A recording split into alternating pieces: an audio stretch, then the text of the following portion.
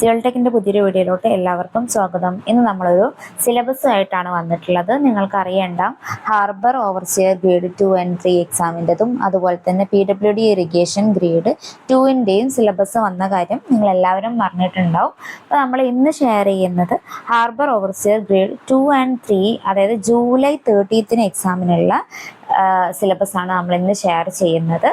അപ്പം സിലബസ് ഇതുവരെ കണ്ടിട്ടില്ലാത്തവർ എന്തായാലും ഡീറ്റെയിൽഡ് ആയിട്ട് ഈ ഒരു സിലബസ് നോക്കണം. അതുപോലെ തന്നെ എപ്പോഴും പറയാറുള്ളത് പോലെ സിലബസ് വന്നിട്ടുണ്ടെങ്കിൽ ആ ഒരു സിലബസ് ബേസ് ചെയ്ത് തന്നെ നിങ്ങൾ ആ ഒരു എക്സാമിന് കോൺസെൻട്രേറ്റ് ചെയ്യേണ്ടതായിട്ടും ഉണ്ട്.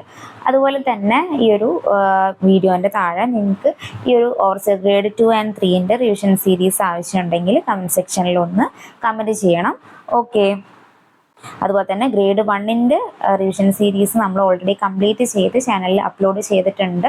ഷെഡ്യൂൾഡ് ചെയ്തിട്ടായിരിക്കും ഉണ്ടാവുക. അപ്പോൾ നിങ്ങൾക്ക് മൺഡേ, അതുപോലെ തന്നെ വെനസ്ഡേ, ഫ്രൈഡേ, പിന്നെ ചില വീഡിയോസ് സാറ്റർഡേയിലും ഉണ്ടാവും. നമുക്ക് ആ ഒരു ഡേ മെയിൻറ്റെയിൻ ചെയ്യേണ്ടിയിട്ട് അങ്ങനെ നമ്മൾ എക്സാമിൻ്റെ മുന്നേ തന്നെ റിവിഷൻ സീരീസ് കംപ്ലീറ്റ് ചെയ്യുന്നതായിരിക്കും. നിങ്ങൾ മെമ്പർഷിപ്പ് എടുത്തിട്ടുള്ളവരാണെങ്കിൽ നിങ്ങൾക്ക് ഇപ്പം തന്നെ ആ ഒരു വീഡിയോസ് എല്ലാം കാണാൻ പറ്റും. അല്ലാത്തവരാണെങ്കിൽ പേടിക്കേണ്ട. നമ്മൾ സിലബസിൻ്റെ മുന്നേ 25-ാം തീയതി വരെയാണ് ആ ഒരു വീഡിയോ ഷെഡ്യൂൾ ചെയ്തിട്ടുള്ളത്. അപ്പം ആ ഒരു രീതിയിൽ നിങ്ങൾക്ക് വീഡിയോ അവൈലബിൾ ആവുന്നതുമായിരിക്കും. ഓക്കെ. അപ്പോൾ നമുക്ക് ഇന്നത്തെ വീഡിയോൻ്റെ സെക്ഷനിലേക്ക് സ്റ്റാർട്ട് ചെയ്യാം. ഇന്ന് നമ്മൾ പറഞ്ഞതുപോലെ തന്നെ നമ്മൾ സിലബസ് ആണല്ലേ ഏഡ് ചെയ്തിട്ടുള്ളത്. ഏതാണെന്ന് പറഞ്ഞു കഴിഞ്ഞാൽ detailed syllabus for the post of draftsman grade 2, civil overseer grade 2, അതുപോലെ തന്നെ harbour engineering department grade 2 overseer, അതുപോലെ തന്നെ second grade draftsman in irrigation and public work department അല്ലേ. കാറ്റഗറി വരുന്നത് ഏതൊക്കെയാണ്? 280/2024, 324/2024, 388/2024. അപ്പോൾ കാറ്റഗറി നോക്കിയിട്ട് തന്നെ പഠിക്കുക. ഇതിൻ്റെതല്ലാത്ത കാറ്റഗറീസിൽ നമുക്ക് വേറെ സിലബസ് ആണ് വരുന്നത്. ജൂലൈ 23 എക്സാമിന് വരുന്നത്. അത് നമ്മൾ നെക്സ്റ്റ് വീഡിയോയിൽ ആ ഒരു സിലബസും കൂടെ ആഡ് ചെയ്യാം. അപ്പോൾ നിങ്ങൾക്ക് കൺഫ്യൂഷൻ ക്ലിയർ ആവുന്നതായിരിക്കും. ഓക്കെ. അപ്പോൾ നമ്മൾ സിലബസിലേക്ക് സ്റ്റാർട്ട് ചെയ്ത് കഴിഞ്ഞാൽ ഫസ്റ്റ് ബിൽഡിംഗ് മെറ്റീരിയൽസ് ആണല്ലേ പറഞ്ഞിട്ടുള്ളത്. 15 മാർക്കിനാണ് പറഞ്ഞിട്ടുള്ളത്. എല്ലാ സിലബസിലും കവർ ആവുന്ന ഏരിയാസ് തന്നെയാണ്. Rock, stone, brick, lime, cement, pozzolanic material, classifications, പിന്നെ type, uses, clay products, earthenware, stoneware, porcelain, terracotta, glazing, types, പിന്നെ മോട്ടാർ ആണ്, പ്രിപ്പറേഷൻ, ക്ലാസിഫിക്കേഷൻസ്, ടൈപ്സ്, യൂസസ് അല്ലേ. പിന്നെ concrete, preparation, classification, types, uses ഉണ്ട്. ടിമ്പറിൻ്റെതാണെങ്കിൽ structure, defects, classification, seasoning, uses ഒക്കെയാണ്. പിന്നെ admixtures ആണ്. Admixtures for cement, mortar and cement concrete എന്ന് പറഞ്ഞിട്ടുണ്ട്. ക്ലാസിഫിക്കേഷൻസും അതുപോലെ തന്നെ ടൈപ്സും യൂസസുമാണ്. പിന്നെ പെയിൻറ്റിൻ്റെ ടോപ്പിക്കും കൂടെ ആഡ് ആയിട്ടുണ്ട്. പെയിൻറ്റിൽ varnish, metal, plastic, classifications, type, uses, ഇത്രയാണ് ബിൽഡിംഗ് മെറ്റീരിയൽസിൽ 15 മാർക്കിനുള്ളത്. അപ്പം നിങ്ങൾക്കറിയാം ഏരിയാസ് കാണുന്ന സമയത്ത് നമുക്ക് സിമ്പിളായിട്ട് കവർ ചെയ്യാവുന്നതേ ഉള്ളൂ. ഓൾറെഡി ഒരുപാട് എക്സാംസിന് വേണ്ടി നമ്മൾ പ്രിപ്പയർ ചെയ്തുകൊണ്ടിരിക്കുകയാണ് അല്ലേ. അതിലൊക്കെ വരുന്ന പോർഷൻസ് തന്നെയാണ് ഇതിലും പറഞ്ഞിട്ടുള്ളത്. പക്ഷെ നിങ്ങൾ കൂടുതൽ കോൺസെൻട്രേറ്റ് ചെയ്ത് പഠിക്കണം. കാരണം 15 മാർക്കിന് ഈ ഒരു ഏരിയ പറഞ്ഞിട്ടുണ്ട്. അപ്പം ആ ഒരു 15 മാർക്ക് നിങ്ങൾ ഈ ഒരു ഏരിയ കംപ്ലീറ്റ് കവർ ചെയ്യുകയാണെങ്കിൽ, ഡീറ്റെയിൽഡ് ആയിട്ട് തന്നെ പഠിക്കുകയാണെങ്കിൽ നിങ്ങൾക്ക് സിമ്പിളായിട്ട് മാർക്ക് വാങ്ങാം. അതുപോലെ തന്നെ നിങ്ങൾ പഠിക്കുമ്പോൾ പ്രീവിയസ് ഇയർ ക്വസ്റ്റ്യൻ മാത്രം നോക്കി പഠിക്കരുത്, നോട്ട്സും കൂടെ പഠിക്കുക. എങ്കിലേ നിങ്ങൾക്ക് റാങ്ക് മേക്കിംഗ് സെക്ഷനിലേക്ക് കറക്റ്റ് മാർക്ക് അച്ചീവ് ചെയ്യാൻ പറ്റുള്ളൂ.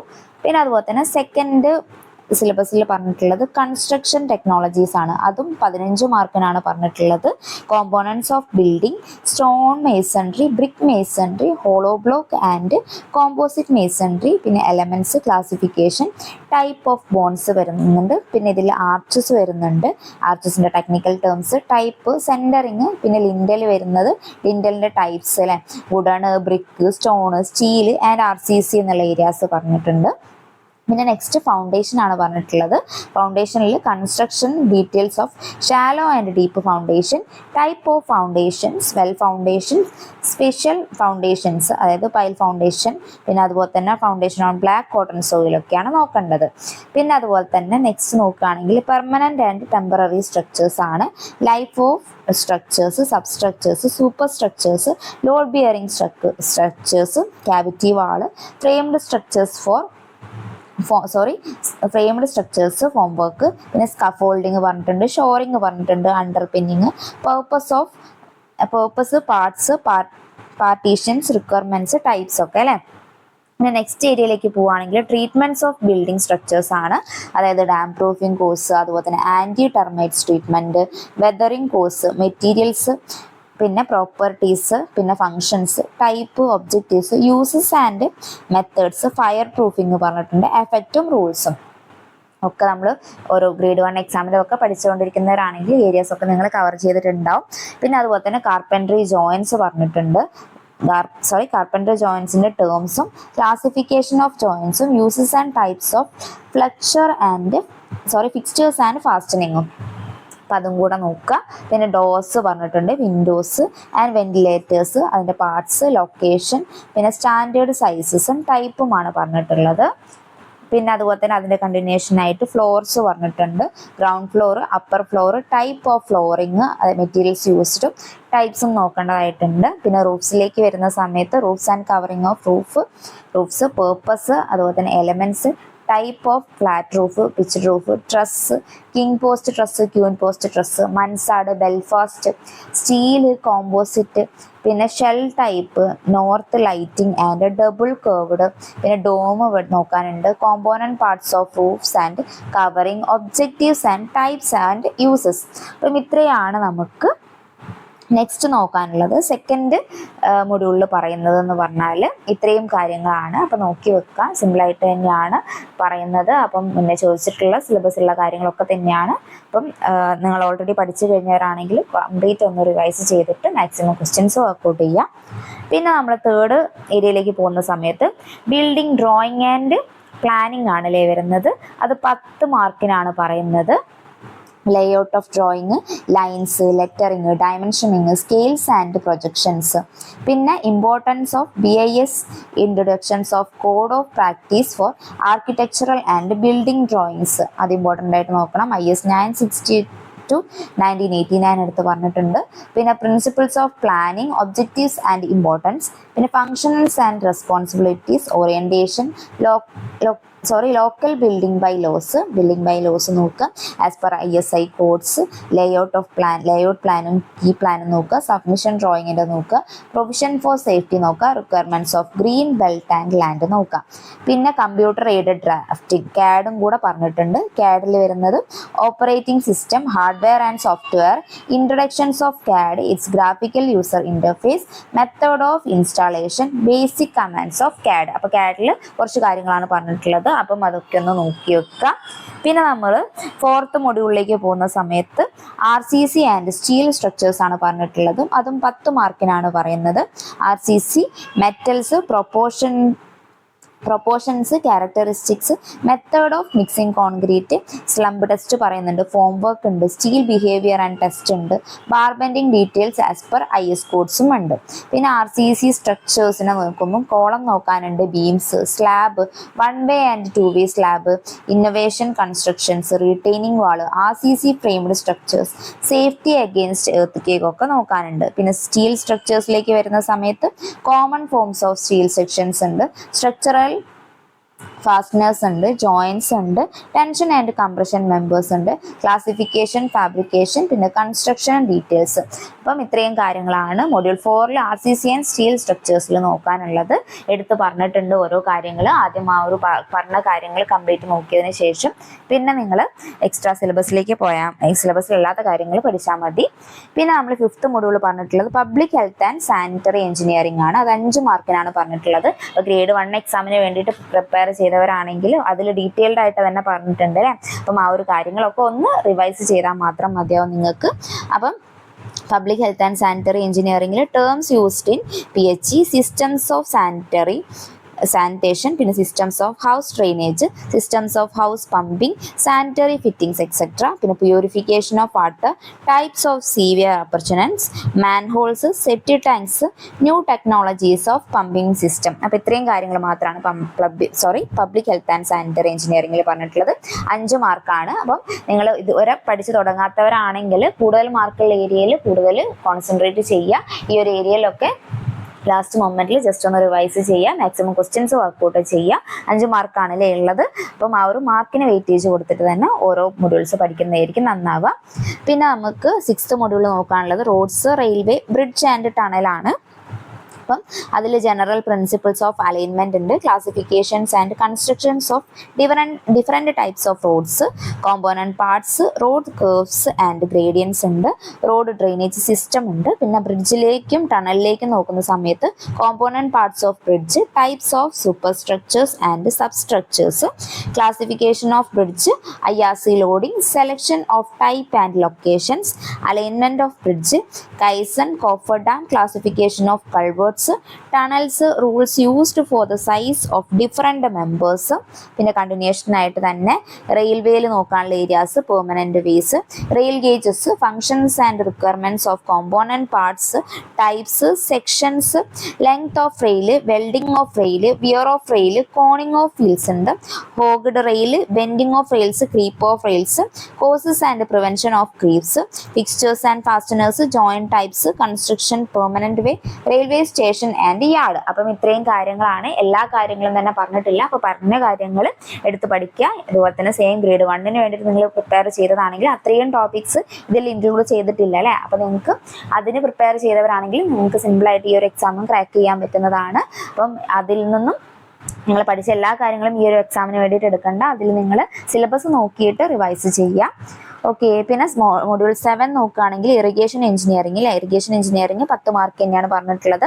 അപ്പം ഇറിഗേഷനിൽ ഹൈഡ്രോളജിയും വരുന്നുണ്ട് അല്ലേ. ഹൈഡ്രോളജിയിൽ duty, delta, base period, intensity of irrigation, hydrograph, peak flow, runoff, catchment area, CCA, പിന്നെ റാബി ക്രോപ്സ്, ഖാരിഫ് ക്രോപ്സ് പറയുന്നുണ്ട്, storage and diversion head works പറയുന്നുണ്ട്, characteristics, type of dams, barrage and weir types, classification and purpose of hydroelectric projects, component parts and functions നോക്കാനുണ്ട്. പിന്നെ കനാൽസിലേക്ക് വരുന്ന സമയത്ത് classification and distribution system, canal structures, type of cross drainage work like aqueduct, super passage, siphon, level crossing, inlet and outlet അല്ലേ. എല്ലാ എക്സാമിനും ചോദിക്കുന്ന ആ ഒരു ഏരിയ തന്നെയാണ് എടുത്ത് പറഞ്ഞിട്ടുള്ളത്. അപ്പം മാക്സിമം നന്നായിട്ട് തന്നെ നോക്കുക. കുറച്ച് ഏരിയ ആണുള്ളത്, ആ ഒരു ഏരിയ ഡീറ്റെയിൽഡ് ആയിട്ട് പഠിക്കാം. പിന്നെ 8th മൊഡ്യൂളിലേക്ക് നോക്കുകയാണെങ്കിൽ എസ്റ്റിമേഷൻ ആൻഡ് കോസ്റ്റിംഗിൽ 5 മാർക്കാണല്ലേ പറഞ്ഞിട്ടുള്ളത്. അപ്പം നോക്കുക, വെയിറ്റേജ് കുറവ് തന്നെയാണ്. അങ്ങനെയല്ല, നമ്മൾ കമ്പയർ ചെയ്യുന്ന സമയത്ത് നിങ്ങൾ എസ്റ്റിമേഷൻ ആൻഡ് കോസ്റ്റിംഗ് 5 മാർക്ക് എന്നുള്ളത് നോക്കി തന്നെ പഠിക്കാം. നമ്മൾ ഓൾറെഡി ഗ്രേഡ് 1 എക്സാമിന് വേണ്ടിയിട്ടാണെങ്കിൽ അതിൽ 10 മാർക്കിന് തന്നെ പറഞ്ഞിട്ടുണ്ട് അല്ലേ. അപ്പം ആ ഒരു ഏരിയ 5 മാർക്കിലേക്ക് വരുമ്പോൾ എന്തൊക്കെയാണ് എടുത്ത് പറഞ്ഞിട്ടുള്ളതെന്ന് ശ്രദ്ധിക്കുക. നമുക്ക് നോക്കാം എന്തൊക്കെയാണ് പറഞ്ഞിട്ടുള്ളതെന്ന്. Common techniques, unit of measurements, necessity, importance, approximate and detailed estimate, types, taking of quantities, methods, rate analysis, typical items and their specifications, labor and materials, schedule of rates, പിന്നെ estimation of irregular boundaries by trapezoidal and Simpson's rule അല്ലേ, Simpson's rule. അപ്പം ഈ പറഞ്ഞിട്ടുള്ള കാര്യങ്ങൾ കുറച്ച് മാത്രമാണ് പറഞ്ഞിട്ടുള്ളത്. അപ്പോൾ അത് ഡീറ്റെയിൽഡ് ആയിട്ട് പഠിക്കുക. റിപ്പീറ്റേറ്റീവ് ആയിട്ട് ചോദിക്കുന്ന ഏരിയാസുമാണ്. അപ്പോൾ നിങ്ങൾക്ക് 5 മാർക്ക് സിമ്പിളായിട്ട് എസ്റ്റിമേഷൻ നോക്കിയാൽ നേടാൻ പറ്റും. പിന്നെ 9th മൊഡ്യൂളിൽ സർവേയിങ് ആൻഡ് ലെവലിംഗ് ആണ് പറഞ്ഞിട്ടുള്ളത്. 10 മാർക്കാണ് അല്ലേ. സർവേയിങ്ങിൽ വെച്ച് നോക്കുമ്പം instruments employed and common terms, classification of plane and geodetic survey, chaining, plane table survey, compass survey, instruments and its setting of bearing and included angle, local attraction, magnetic and true bearing declination. ഇപ്പം ഇത്രയാണ് സർവേയിങ്ങിൽ പറഞ്ഞിട്ടുള്ളത്. ലെവലിംഗിലാണെങ്കിൽ principles of levelling, dumpy level, auto level, levelling staffs, types of component parts and functions, temporary and permanent adjustments, technical terms, levels and horizontal surface, datum, benchmark, focusing and parallax, പിന്നെ deduction of reduce levels, type of levelling, contouring അല്ലേ. ലെവലിംഗിൽ ലെവലിംഗും കോണ്ടൂറിംഗും പറഞ്ഞിട്ടുണ്ട്. അപ്പം അതിലുള്ള areas correct നോക്കുക. Grade 1 എക്സാമായിട്ട് ഞാൻ കമ്പയർ ചെയ്യുന്നത് ആ ഒരു എക്സാമും ഈ എക്സാമും നിങ്ങൾ നോക്കുന്നവരാണെങ്കിൽ അതിൽ സർവേയിങ് ആൻഡ് ലെവലിങ്ങിൽ ഒരുപാട് കാര്യങ്ങൾ പറഞ്ഞിട്ടുണ്ട്. അപ്പം നിങ്ങൾ നോക്കുക. അത്രയും കാര്യങ്ങൾ നമുക്ക് ഈ ഒരു എക്സാമിനേക്ക് വേണ്ട, പിക്ക് ചെയ്തിട്ടാണ് പറഞ്ഞിട്ടുള്ളത്. ഏരിയാസ് കുറേ ഏരിയാസ് ഒഴിവാക്കിയിട്ടുണ്ട്. അപ്പം ഇതിൽ പറഞ്ഞിട്ടുള്ള ഏരിയാസ് മാത്രം നോക്കിയിട്ട് പഠിക്കുക തന്നെയാണ് നല്ലത്. പിന്നെ എക്സ്ട്രാ ഏരിയാസ് നിങ്ങൾക്ക് നോക്കണം എന്നുണ്ടെങ്കിൽ ഇത് കംപ്ലീറ്റ് ചെയ്തതിന് ശേഷം മാത്രം നോക്കുന്നതാണെന്ന്.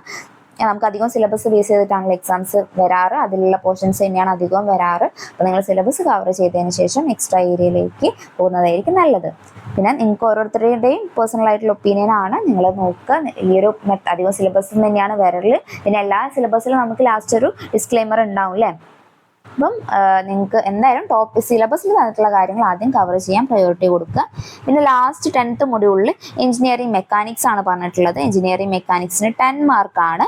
Definition of stress and strain, elastic Hooke's law, elastic limit, modulus of elasticity, types of stresses, standard stress strain curve of mild steel bar under tension, yield അതിന്റെ കണ്ടിന്യൂഷൻ ആയിട്ട് yield stress, proof stress, ultimate stress, strain at various critical points, percentage elongation, mechanical properties of material.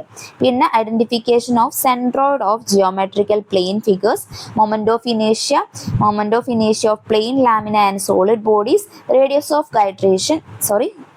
gyration, parallel and perpendicular axis theorem, polar moment of inertia of solid circular section, പിന്നെ friction പറഞ്ഞിട്ടുണ്ട്, types and laws, law of friction, limiting equilibrium, limiting friction, coefficient of friction, angle of friction, angle of repose, relation between coefficient of friction and angle of friction.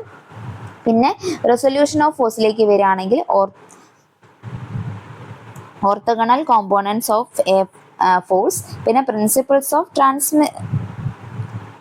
Transmissibility, പിന്നെ compositions of forces, resultant ഉണ്ട്, analytical method of determination of resultant ഉണ്ട്, for concurrent, non concurrent and parallel coplanar force system, moment of a force, പിന്നെ Varignon's theorem പറഞ്ഞിട്ടുണ്ട്, torque, equilibrium and equilibrant, പിന്നെ Lami's theorem, പിന്നെ statements and explanation, Lami's തിയറത്തിൻ്റെ statement and explanation പറഞ്ഞിട്ടുണ്ട്. അപ്പം ഇത്രയും കാര്യങ്ങളാണ് നമ്മൾ ഈ ഒരു സിലബസിൽ ഇൻക്ലൂഡ് ചെയ്തിട്ടുള്ളത്. അപ്പോൾ നിങ്ങൾക്ക് നോക്കുക, നിങ്ങൾക്ക് അറിയണ്ട, നിങ്ങൾ കഴിഞ്ഞ എക്സാം സിലബസ് വെച്ച് നോക്കിയവരാണെങ്കിൽ അതിലുള്ള കുറേ ഏരിയാസ് വരുന്നുണ്ട്. സിലബസിൽ ചില മൊഡ്യൂൾസിൽ അതിലും കുറഞ്ഞ ഏരിയാസ് ആണല്ലേ വരുന്നത്. ഒബ്വിയസ്ലി എന്തായിരിക്കും ഗ്രേഡ് 1 ഗ്രേഡ് 2 3 എന്ന് വരുന്ന സമയത്തേക്ക് ആ ഒരു വ്യത്യാസം ഉണ്ടാവുമല്ലോ. അപ്പോൾ നിങ്ങൾ കറക്റ്റ് നോക്കി തന്നെ പഠിക്കുക. പിന്നെ നമ്മൾ സിലബസിൻ്റെ ലാസ്റ്റ് ഈ ഒരു ഡിസ്ക്ലൈമറും പറഞ്ഞിട്ടുണ്ട്. അപ്പോൾ നമുക്ക് സിലബസിലുള്ള നോട്ട് നിങ്ങൾ വായിച്ച് നോക്കുക. നോട്ട് എന്താണെന്ന് പറഞ്ഞു കഴിഞ്ഞാൽ, it may be noted that apart from the topic details above, questions from the other topic prescribed for the educational qualification of the post may also appear in the question paper. There is no undertaking that all the topics above may be covered in the question paper. പറഞ്ഞിട്ടുള്ളത് നമ്മുടെ സിലബസിലുള്ളതിനേക്കാൾ നമ്മൾ പഠിച്ചതിനെ base ചെയ്തിട്ടില്ല നമ്മുടെ qualification അനുസരിച്ചിട്ടുള്ള ക്വസ്റ്റ്യൻസും ചിലപ്പോൾ നമ്മൾ എക്സാംസിന് ഉണ്ടാവാമെന്നാണ്. പക്ഷേ ഈയിടെയായിട്ട് കണ്ടുവരുന്ന എക്സാംസ് നിങ്ങൾക്ക് നോക്കിയാൽ മനസ്സിലാവും സിലബസിലുള്ള കാര്യങ്ങളാണ് അധികം ഉണ്ടാവാറുള്ളത്. പിന്നെ ഓൾറെഡി നിങ്ങൾ കുറേ കാലങ്ങളായിട്ട് നോക്കുന്നതാണെങ്കിൽ അതിൽ നിന്ന് പുറത്തുനിന്ന് ചോദിച്ചു കഴിഞ്ഞാലും ചിലപ്പോൾ നിങ്ങൾക്ക് ആൻസർ ചെയ്യാൻ പറ്റുന്ന ഏരിയാസ് തന്നെയായിരിക്കും. അപ്പോൾ നമ്മൾ മുന്നേ പറഞ്ഞിട്ടുള്ള കാര്യമാണ്, നമ്മൾ സിലബസ് വരുന്നത് വരെ നമ്മൾ കറക്റ്റ് നമ്മൾ ആ ഒരു ഏതൊക്കെ സബ്ജക്റ്റ് ഉണ്ടോ അത് ഡീറ്റെയിൽഡ് ആയിട്ട് പഠിക്കണം. സിലബസ് വന്നു കഴിഞ്ഞാൽ അതിനെ ബേസ് ചെയ്തിട്ട് പഠിക്കുന്നതായിരിക്കും നന്നാവുക എന്നുള്ളത്. ഓക്കെ, അപ്പം നിങ്ങളെ ടൈം, നിങ്ങൾക്ക് എത്രയാണോ പഠിക്കാനുള്ള ടൈം അതിനെ ബേസ് ചെയ്തിട്ട് വേണം നിങ്ങൾ കാര്യങ്ങൾ പഠിക്കാൻ. പിന്നെ വേറൊരു കാര്യം എന്ന് പറഞ്ഞു കഴിഞ്ഞാൽ, നിങ്ങൾ പ്രീവിയസ് ഇയർ ക്വസ്റ്റ്യൻ വർക്ക്ഔട്ട് ചെയ്യുന്ന സമയത്ത് ഈ ഒരു സെയിം സിലബസ് ഉള്ളതായിരിക്കില്ല അല്ലേ. അപ്പോൾ നിങ്ങൾ ടോപ്പിക്ക് പഠിച്ചു കഴിഞ്ഞതിന് ശേഷം പ്രീവിയസ് ഇയർ ക്വസ്റ്റ്യൻ വർക്ക്ഔട്ട് ചെയ്യുമ്പോൾ അതിൽ നിങ്ങൾക്ക് ഇൻകറക്റ്റ് ആയിട്ടുള്ള ആൻസേഴ്സ് ചെക്ക് ചെയ്യുന്ന സമയത്ത് തന്നെ നിങ്ങൾക്ക് ചിലപ്പം ഈ ഒരു സിലബസിന് പുറത്തുള്ള കാര്യങ്ങളും നിങ്ങൾ കവർ ചെയ്തേക്കാം. അപ്പോൾ അതുകൊണ്ടാണ് നമ്മൾ പോർഷൻ പഠിച്ചതിന് ശേഷം മാക്സിമം ക്വസ്റ്റ്യൻസ് വർക്ക്ഔട്ട് ചെയ്യണമെന്ന് പറയുന്നത്. അപ്പോൾ എല്ലാവരും നന്നായിട്ട് പഠിക്കുക, മാക്സിമം സിലബസ് തന്നെ നോക്കിയിട്ട് പഠിക്കാൻ നോക്കുക. അപ്പോൾ എല്ലാവർക്കും എക്സാം നന്നായിട്ട് പ്രിപ്പയർ ചെയ്ത് എഴുതാൻ പറ്റട്ടെ. ഒരുപാട് എക്സാംസ് വരുന്നുണ്ട്, അതിനൊക്കെ കറക്റ്റ് ടൈം ടേബിൾ നോക്കി ടൈം ടേബിൾ ഇട്ട് അതുപോലെ തന്നെ സിലബസ് ഒക്കെ കവർ ചെയ്ത് പറ്റുകയാണെങ്കിൽ സിലബസ് പ്രിൻ്റ് ഔട്ട് ചെയ്ത് ഓരോ ഏരിയാസും കവർ ചെയ്യുന്നതിനനുസരിച്ച് ടിക്ക് ഇട്ടിട്ടൊക്കെ പഠിക്കാവുന്നതാണ്. എല്ലാവർക്കും all the best. Thank you.